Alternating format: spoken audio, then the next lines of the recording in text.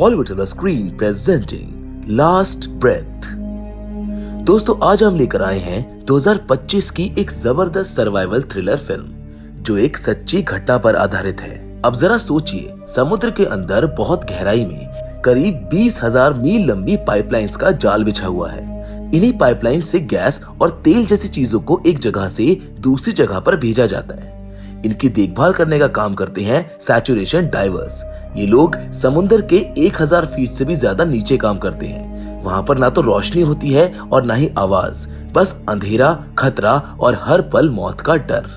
ये दुनिया का सबसे खतरनाक काम माना जाता है और इसी काम के दौरान एक दिन कुछ ऐसा होता है जिससे सब कुछ बदल जाता है। इस कहानी की शुरुआत स्कॉटलैंड से होती है, जहाँ पर एक लड़का क्रिस अपनी मंगेतर से मिलने उसके घर आता है। वो उसे कहता है कि देखो, मुझको काम पर जाना है और अब कुछ महीनों तक हम नहीं मिल पाएंगे। मैं चाहता था कि छुट्टी लेकर तुम्हारे साथ समय बिताऊं, लेकिन अभी मेरा जाना बहुत जरूरी है। उसकी मंगेतर थोड़ी भावुक हो जाती है। वो हल्के फुल्के अंदाज में कहती है कि क्रिस मत जाओ, तुम्हें पता भी है कि मैं कितनी टेंशन में हूँ। क्रिस मुस्कुराकर उसको समझाता है कि ऐसे सोचो जैसे मैं स्पेस में जा रहा हूँ। थोड़ा ज्यादा खतरनाक है, लेकिन वादा करता हूँ कि मैं सही सलामत वापस आऊंगा। ये सुनकर उसकी मंगेतर उसे गले लगाकर कहती है कि अपना ख्याल रखना। इसके बाद वो दिन आता है जब क्रिस को अपने काम पर निकलना होता है। असल में क्रिस एक सैचुरेशन डाइवर है, यानी ऐसा इंसान जो समुद्र की गहराइयों में जाकर पाइपलाइंस की मरम्मत करता है। ये काम जितना सुनने में रोचक है, उतना ही खतरनाक भी है। सबसे पहले उसे पोर्ट यानी बंदरगाह जाना होता है, जहाँ से जहाज नॉर्थ सी की तरफ रवाना होगा। वो अकेला नहीं होता है, उसके साथ और भी कई लोग होते हैं जो जहाज का ध्यान पूर्वक निरीक्षण कर रहे होते हैं, ये देखने के लिए कि सब कुछ सही से काम कर रहा है या फिर नहीं। कोई जरा सी लापरवाही नॉर्थ सी में बहुत भारी पड़ सकती है। डाइवर्स की टीम का हेड होता है एक मजाकिया लेकिन समझदार इंसान क्रेग। वो इन डाइवर्स को 3 अलग अलग टीमों में बांटता है, हर टीम में 3 लोग। क्रिस को वो पहली टीम में रखता है, 2 सीनियर डाइवर्स डंकन और डेव के साथ। क्रेग हंसी मजाक करते हुए कहता है कि अब तुम तीनों अगले 28 दिन तक इस टीन के डब्बे से गुजरोगे और फिर सीधा 300 फीट नीचे समंदर के अंदर भेजे जाओगे। वहाँ तुम मेरे हाथ बनकर काम करोगे और तुम्हें वही करना होगा जो मैं कहूँगा। पाइपलाइन थोड़ी दूर खराब है और सर्दियाँ आने वाली है। लोगों को घरों में हीटर चाहिए और वो गैस के बिना नहीं चलेगा, इसीलिए ये मरम्मत वाला काम तुम लोगों को ही करना होगा। जिसके बाद वो बताता है कि जब काम पूरा हो जाएगा तो सभी को 4 दिन डिकम्प्रेशन में रखा जाएगा ताकि शरीर फिर से सामान्य वातावरण में ढल सके। इसके बाद तीनों टीमों को अलग अलग कंटेनर्स में भेज दिया जाता है। ये कंटेनर्स अंदर से रहने और खाने के लिए पूरी तरह से तैयार होते हैं। अब हम थोड़ा और जानते हैं इस टीम के बारे में। डंकन क्रिस का मेंटर है। क्रिस ने अपने शुरुआती 5 डाइव्स उसी की देखरेख में की थी। डंकन उम्र में बड़ा है, लेकिन दोनों की अच्छी बनती है। वहीं डेव थोड़ा अलग है, जो शांत, गंभीर और किसी से ज्यादा घुलता मिलता नहीं है। क्रिस को ये थोड़ा अजीब लगता है, जिस पर डंकन उसको समझाता है कि वो बस ड्यूटी के टाइम ऐसा रहता है। वो कोई गलती नहीं करना चाहता है क्योंकि उसके घर पर 2 प्यारी बेटियां उसका इंतजार कर रही हैं। जिसके बाद क्रेग ऑर्डर देता है कि सभी कंटेनर्स के दरवाजे बंद कर दिए जाए। जिसके बाद कंटेनर्स के अंदर की गैस का रेशियो सेट किया जाता है ताकि वहाँ पर ठीक से सांस ली जा सके। अब जहाज नॉर्थ सी की ओर रवाना होता है और तभी क्रेग, जो शिप के कंट्रोल रूम में बैठा हुआ होता है, वो उनको बताता है कि अब तुम लोग जा रहे हो समंदर की उस गहराई में जहाँ पर सूरज की एक भी किरण नहीं पहुँचती है।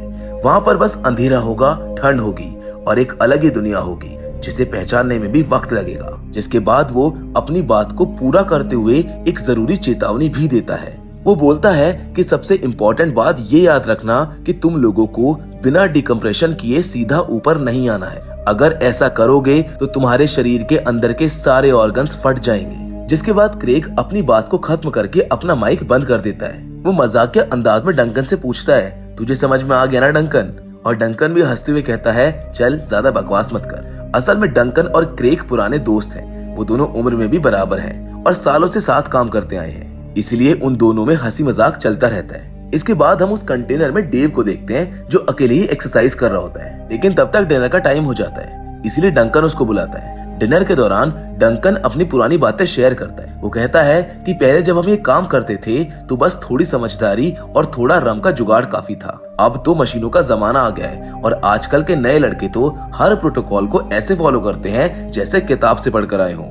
जिसके बाद वो कहता है, वैसे मेरे पुराने सारे साथी काम छोड़ चुके हैं, अब तो बस मैं ही आखिरी बचा हूँ। और ऐसा लगता है जैसे कंपनी अब मुझको बाहर का रास्ता दिखाना चाहती है। ये सुनकर क्रिस और डेव हैरान रह जाते हैं। वो उसे पूछते हैं कि आखिर कंपनी ऐसा क्यों करना चाहती है, जिस पर डंकन थोड़ा उदास होकर बताता है, कंपनी को लगता है कि मैंने 20 साल काम कर लिया है और अब बस बहुत हुआ।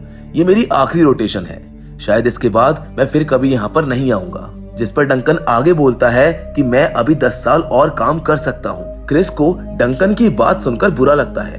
वो कहता है कि तुम्हें ऊपर बात करनी चाहिए और जो तुम्हारा मन करे वही करना चाहिए। तभी डेव बोलता है, देखो जैसे टेक्नोलॉजी बढ़ रही है, मुझको लगता है अगले 10 साल में सब कुछ ऑटोमेटिक हो जाएगा, इंसानों की शायद जरूरत ही नहीं पड़ेगी। जिसके बाद ये सब अपने अपने बिस्तर में जाकर सो जाते हैं। दिन बीतने लगते हैं। क्रिस अपना समय काटने के लिए अपनी मंगेतर की पुरानी वीडियोस देखता है और जब वो लोग मंजिल के करीब होते हैं तभी जोरदार तूफान और बारिश शुरू हो जाती है। लेकिन जैसे ही जहाज अपने तय स्थान पर पहुंचता है, डायनामिक पोजीशनिंग सिस्टम की मदद से उसे एकदम स्थिर कर दिया जाता है। यानी अब ना जहाज आगे खिसकेगा ना पीछे, चाहे जितना भी तूफान आ जाए। इसके बाद नीचे जाने की तैयारी शुरू हो जाती है। क्रेग टीम ए को 1 घंटे पहले अलर्ट करता है, जबकि भाई डंकन भी क्रिस और डेव से कहता है कि अपना अपना सूट पहन लो और हाँ, चाकू, कंपास और फ्लिपर्स लेना मत भूलना। इसके बाद तीनों एक एक करके डाइव बेल में जाते हैं। दोस्तों, ये डाइव बेल एक मजबूत और पूरी तरह से बंद ढांचा होता है, एक तरह का छोटा केबिन जिसमें अंदर बैठे लोग सुरक्षित रहते हैं और इसे समुद्र की गहराई में भेजा जाता है। अब कंटेनर से तीनों डाइवर्स धीरे धीरे सीढ़ियों के सहारे डाइव बेल में चढ़ते हैं। फिर इस बेल को जहाज से बाहर खिसकाया जाता है। जहाज अभी समंदर की सतह पर होता है, लेकिन इस बेल को एक मोटी स्टील केबल की मदद से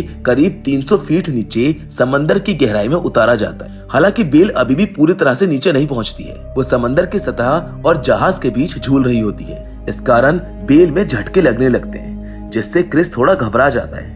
ये देखकर डंकन चौंकता है और पूछता है कि क्या बात है, तुम्हें पहले इसका अनुभव नहीं है क्या? जिस पर क्रिस कुछ नहीं कहता है। और फिर जैसे ही क्रेग ऊपर से ऑर्डर देता है, डंकन सबसे पहले डेव को हेलमेट पहनाकर बेल से बाहर भेजता है। यह हेलमेट बहुत हाईटेक होता है। इसमें ऑक्सीजन सप्लाई, लाइट्स और कम्युनिकेशन सिस्टम तक मौजूद होते हैं। और क्योंकि डाइवर्स को नीचे लगातार 5-6 घंटे काम करना होता है, तो उन्हें अडल्ट डायपर्स भी पहनाए जाते हैं। और साथ ही में एक मजबूत मोटी वायर उनके सूट से जोड़ी जाती है, जिसे एम्बिलिकल कहा जाता है। मतलब एम्बिलिकल ही एकमात्र सहारा होता है जिससे डाइवर्स को ऊपर से ऑक्सीजन, लाइट और कम्युनिकेशन मिलता है। इसके बिना गहरे समंदर की तेज धाराएं किसी को भी बहा सकती हैं। अब बेल से नीचे डेव को मैनिफोल्ड यानी पाइपलाइन का जो जोड़ होता है उसके पास भेजा जाता है। डंकन को अंदर ही रुकने को कहा जाता है। डंकन का काम है ऊपर क्रेग को वायरलेस से अपडेट देना। जैसे ही डेव बेल से बाहर आता है, वो देखता है कि नीचे चारों ओर अंधेरा है।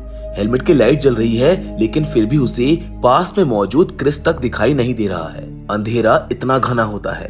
फिर ऊपर से एक पावर केबल नीचे फेंकी जाती है, जो मैनिफोल्ड से जोड़ते ही नीचे की सारी लाइट्स ऑन हो जाती है। अब क्रिस और डेव अपने काम में लग जाते हैं। काम बस शुरू हुआ ही था कि ऊपर जहाज का डायनामिक पोजिशनल सिस्टम अचानक से फेल हो जाता है, जिसकी वजह से जहाज धीरे धीरे सरकने लगता है। अब इस सिचुएशन को भांपते ही ऊपर से तुरंत ऑर्डर आता है कि सभी डाइवर्स तुरंत बेल में वापस लौटो।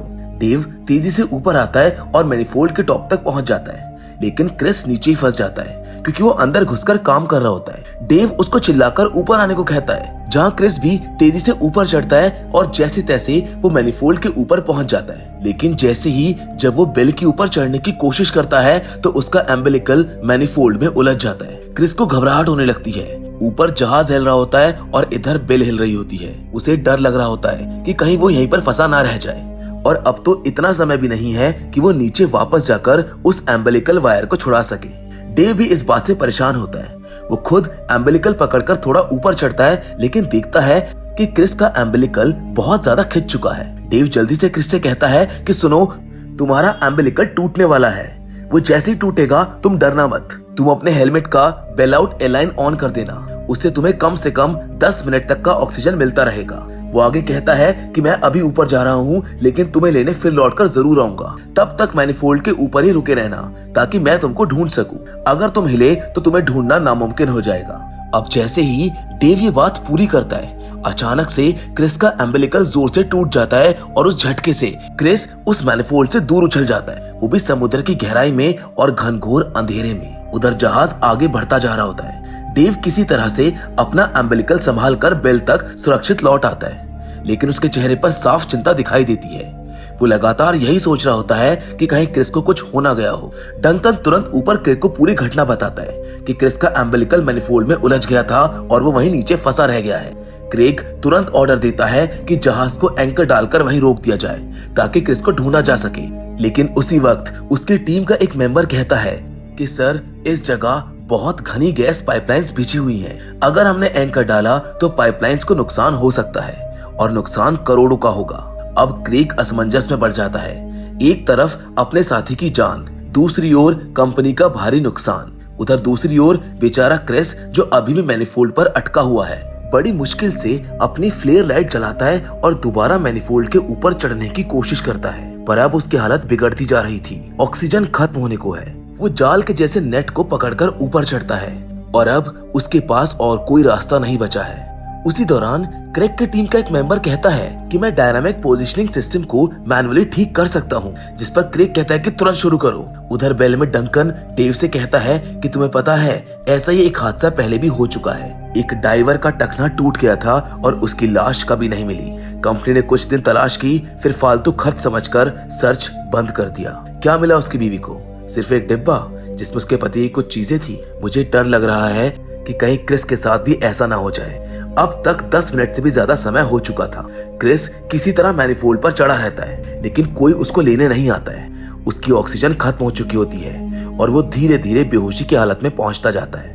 वो बस अपनी मंगेतर की यही बातों को याद करता है कि तुम्हें लौट कर आना होगा, हमें शादी करनी है और मैं तुम्हारे बिना नहीं रह सकती हूँ। ये याद करते हुए उसकी आंखों से आंसू निकल जाते हैं। उसको लगता है कि अब उसका अंत करीब है। लगभग 15 से 20 मिनट की मेहनत के बाद डायनामिक पोजीशनिंग सिस्टम को मैन्युअली चालू कर दिया जाता है। जहाज फिर से मैनिफोल्ड की लोकेशन पर वापस आ जाता है। अब सबसे पहले एक रोबोट रॉब को नीचे भेजा जाता है, जिसके कैमरे से पूरे मैनिफोल्ड की तलाश की जाती है। काफी देर तक देखने के बाद रॉब को क्रिस नहीं दिखता है, लेकिन जैसे रोबोट मैनिफोल्ड के ऊपर आता है, वो देखता है कि क्रिस वहीं पर पड़ा है और धीरे धीरे सांसें गिन रहा है। क्रेग खुद रोबोट को कंट्रोल करता है और उसके कैचिंग हैंड की मदद से क्रिस की ड्रेस में हुक को पकड़कर ऊपर खींचने की कोशिश करता है। लेकिन तभी एक और दिक्कत सामने आती है। क्रिस ऊपर नहीं आ रहा होता है। रोबोट को दोबारा नीचे भेजा जाता है और तब जाकर पता चलता है कि क्रिस ने खुद को मैनिफोल्ड के एक हुक से बांध रखा है, ताकि अगर वो बेहोश हो जाए तो उसका शरीर पानी में ना बह जाए। ये देख सब हैरान रह जाते हैं, क्योंकि इतनी बुरी हालत में इतना कमाल सोच पाना नामुमकिन है। अब क्रेग डेव को नीचे भेजता है। वो बोलता है कि क्रिस को वापस लेकर आओ। डेव जल्दी से क्रिस के शरीर को मैनिफोल्ड से अलग करता है और उसको अपने हुक से जोड़ लेता है। लेकिन अब समस्या और बड़ी हो जाती है। क्रिस का शरीर बहुत भारी हो चुका होता है। गहराई का पानी, भारी सूट और बेहोशी, इन सब की वजह से क्रिस बहुत हैवी हो जाता है, जिसको देखकर डेव की हालत भी खराब हो जाती है। लेकिन फिर भी डेव अपनी पूरी ताकत से खींचकर क्रिस को बेल तक वापस लाने में सफल हो जाता है। अब क्रिस बेल में तो आ गया था, लेकिन उसकी सांसें नहीं चल रही थी। करीब 40 मिनट बीत चुके थे।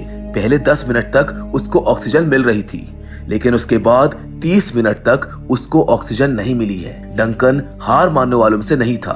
वो तुरंत क्रिस की नाक बंद करता है और अपने मुंह से उसको ऑक्सीजन देना शुरू करता है। उसकी आंखों में उम्मीद थी कि शायद अभी भी कुछ हो सकता है। काफी देर तक लगातार कोशिश करने के बाद क्रिस की सांसें लौट आती है, लेकिन दोस्तों सिर्फ सांसें वापस आती है। वो अब भी ऐसे ही पड़ा होता है जैसे कोई बेजान शरीर हो।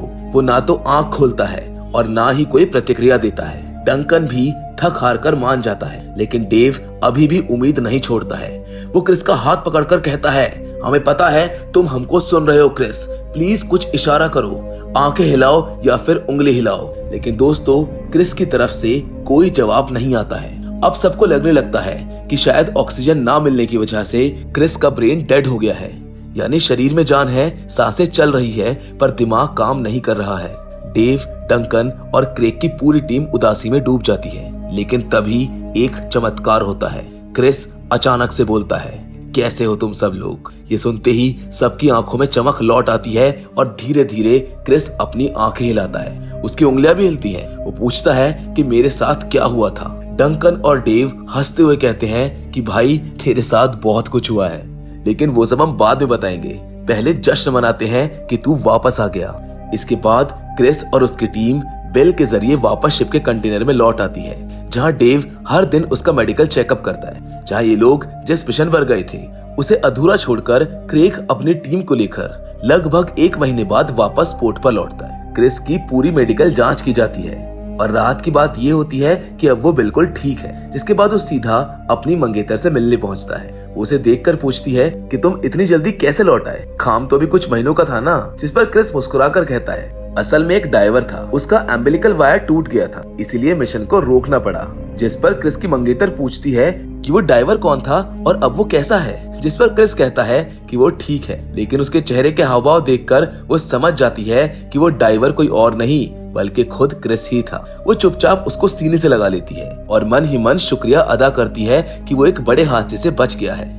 क्रिस भी उसे गले लगाकर कहता है कि अब कोई भी मुझे तुमसे दूर नहीं कर सकता है, मुझे हर हाल में तुम्हारे पास वापस आना ही था। जिसके साथ ये फिल्म यहीं पर खत्म हो जाती है। तो दोस्तों, मैं उम्मीद करता हूँ कि ये फिल्म आपको पसंद आई होगी। ये पूरी कहानी एक सच्ची घटना पर आधारित थी। एक्सपर्ट्स तक हैरान रह गए थे कि बिना ऑक्सीजन के आधे घंटे तक कोई जिंदा कैसे रह सकता है। जिसके बाद एंड में हमें असल जिंदगी के क्रिस की शादी का सीन दिखाया जाता है, जहाँ पर डेव, डंकन और क्रेग भी शामिल होते हैं। लेकिन सबसे इम्पोर्टेंट चीज क्या है आपको पता है? शादी के बाद ये सब मिलकर उस अधूरे काम को पूरा करने निकलते। वो कहा जाता है ना कि हमेशा अपने काम को पूरी ईमानदारी के साथ करना चाहिए। वेल, इसी वाइज सेइंग के साथ आज की इस वीडियो में तो बस इतना ही, लेकिन हम फिर से जरूर मिलेंगे और वो भी एक और नई इंटरेस्टिंग कहानी के साथ। पर हमेशा की तरह तब तक के लिए धन्यवाद।